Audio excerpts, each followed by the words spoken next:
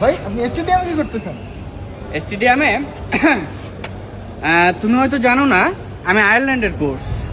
আয়ারল্যান্ডের কোচ আপনি? আয়ারল্যান্ডের কোর্স, এটা শুধু আমি জানি, আর কেউ আর জানে না? আয়ারল্যান্ডের প্লেয়াররা জানে, আর কেউ জানে না। আমি অবশ্য ওই জি? পাঁচিলের ওই পাশ দিয়ে আসছি। আচ্ছা ভাই, হ্যাঁ। একটা প্রশ্ন হচ্ছে আমার, আয়ারল্যান্ডের কথা তো আপনি বাংলায় কথা বলতেছেন, বিষয়টা কেমন না?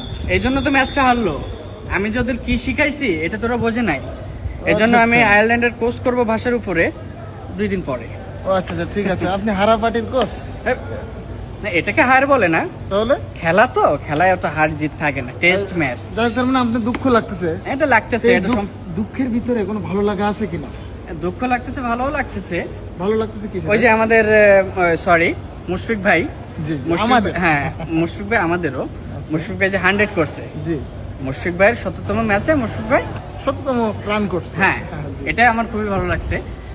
নেক্সট টাইম দেখা হবে ঠিক আছে। চট্টগ্রাম।